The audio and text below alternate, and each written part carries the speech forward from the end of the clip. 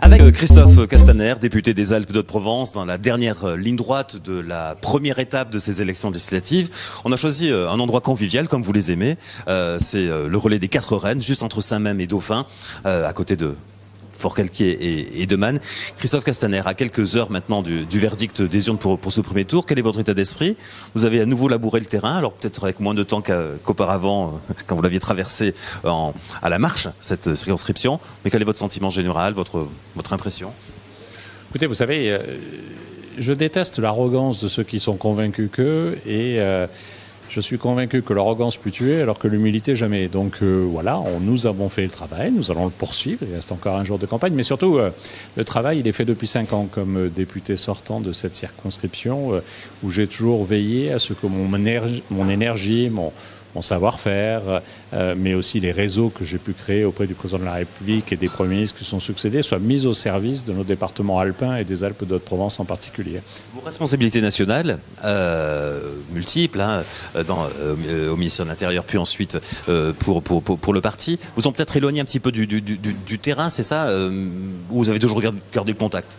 Alors j'ai évidemment toujours gardé le contact, mais d'abord j'ai gardé ma vie privée, ma famille, ma maison à Forcalquier, mais c'est vrai que je ne suis pas un député qui peut être 5 jours par semaine ici en circonscription. Quand j'étais ministre, ma suppléante Emmanuelle Fontaine de Moselle avait donné toute son énergie au service de cette mission de député.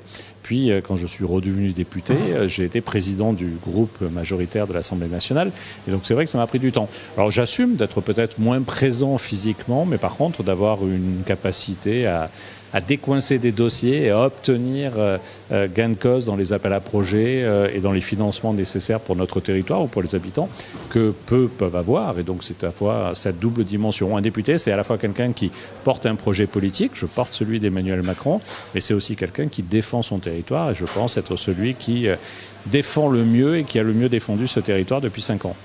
Sur ce premier tour, on a une argumentation que je ne juge pas, mais peut-être un petit peu limitée sur une partie de la population, des gens qui s'intéressent à la politique, finalement, tristement pas si nombreux, mais qui sont sur le tout sauf Macron, il faut éviter, il faut se bagarrer contre ce qui s'est passé à la présidentielle. Quel est votre sentiment sur ce que vous entendez par ailleurs? Moi, j'ai pas de sentiment. J'ai observé l'élection présidentielle. Et j'ai pu noter que pour l'élection présidentielle, Emmanuel Macron avait été réélu. Ça n'est pas arrivé depuis le général de Gaulle qu'un président hors cohabitation soit réélu. Et donc, j'entends, y compris celui qui prétend se faire élire Premier ministre, alors que la Constitution ne le prévoit pas, Jean-Luc Mélenchon, qui a expliqué qu'Emmanuel Macron avait été le président de la République le plus mal réélu de la Ve République. C'est faux. Et en plus, ne lui en déplaise, il a été réélu alors que lui-même a été battu 3 fois à l'élection présidentielle. Donc voilà, moi franchement sur le terrain, et que ce soit de Lubaï jusqu'à Banon, en passant par Manosque, Forcalquier, Sisteron ou la Motte du Caire et ses territoires, j'entends plutôt des soutiens très nombreux du côté des élus, du côté des institutions, des acteurs économiques, des partenaires sociaux. J'étais hier, par exemple, après-midi pour visiter l'Atelier des Ormeaux, qui est une entreprise d'insertion, puis la Fourmi Gourmande, qui est une épicerie solidaire, toujours au plus près du terrain, et j'ai senti plutôt des accueils extrêmement positifs. Alors, il y a tellement de dossiers. Il y a d'abord les dossiers, nationaux et internationaux, dont l'actualité est là très présente, très prégnante du pouvoir d'achat. Et puis les dossiers locaux. On peut peut-être s'attarder surtout sur ces sujets-là, c'est-à-dire les dossiers que vous allez essayer de prendre à bras le corps. Ils nous viennent vite à l'esprit. La prédation du loup. On se souvient de vos propos clairs et nets qui avaient fait un peu fait réagir en tant que ministre de l'Intérieur ou En Marche il y a quelques temps. Le sujet de la lavande, avec toujours ces menaces de classement comme produits chimiques de la lavande et du lavandin, ça fait partie des dossiers, j'imagine, que vous avez évidemment identifiés comme prioritaires. Oui, mais évidemment, les questions de sécurité sur lesquelles j'ai beaucoup agi dans ce département, avec un bilan, depuis mon entrée au ministère de l'Intérieur à aujourd'hui, une baisse de 11% de la délinquance générale sur le département. Les dossiers de l'emploi, avec une baisse de 22% du chômage dans les Alpes de Haute-Provence. Et c'est généralement des entreprises que nous avons accompagnées, nous nous sommes mobilisés et qui ont créé de l'emploi. 22% de baisse du chômage, c'est significatif dans un département comme le nôtre. C'est le doublement du nombre d'apprentis par exemple, et donc des offres de formation nouvelles au plus près du territoire. Puis c'est des dossiers emblématiques, comme celui du loup, sur lequel je me suis mobilisé depuis 10 ans. J'ai même été président du groupe national loup et j'ai fait changer la doctrine nationale sur ce sujet. Je peux dire parce que je présidais le groupe à un moment où j'ai le souvenir que le président de la République, Nicolas Sarkozy, était venu en déplacement dans nos Alpes d'Haute-Provence et avait à titre exceptionnel autorisé qu'on puisse tuer et prélever un loup. Il fallait que ça remonte au président de la République et la décision qui a été prise, c'était un loup. Aujourd'hui, parce que l'espèce est présente, parce que la prédation est trop nombreuse, même si elle a reculé depuis 2 ans dans notre département, 20% en moyenne chaque année de baisse de la prédation, il n'empêche que les attaques restent nombreuses. Aujourd'hui, nous pouvons tuer des loups quand c'est nécessaire, quand les attaques se multiplient sur les troupeaux.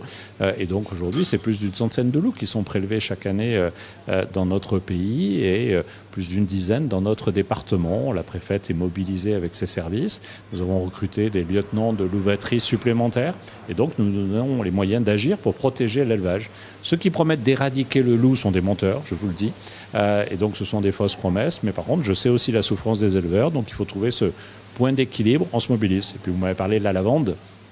Il faut d'abord rappeler que la directive REACH dont on parle est une directive qui vise à protéger les consommateurs. Elle n'est pas nouvelle, elle donne des informations supplémentaires aux consommateurs. Mais en même temps, elle peut être mal interprétée, ça peut être un contresens. Et donc, nous nous battons, nous sommes mobilisés avec Julien Denormandie, nous avons installé un groupe de travail avec les acteurs de la profession. Je l'ai installé aux côtés du ministre pour que nous soyons tous mobilisés et les choses, à mon sens, avancent bien au moment où on se parle. Parmi les grands chantiers, on ne va pas faire le tour de tous les sujets, c'est pas l'ambition de cette conversation.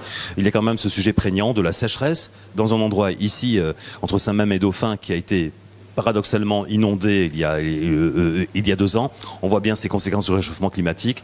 C'est le fil rouge de toute politique. Je peux imaginer que c'est évidemment votre cas aussi. Évidemment, nous devons sur ces sujets être beaucoup plus offensifs, aller 2 fois plus vite que ce que nous avons fait.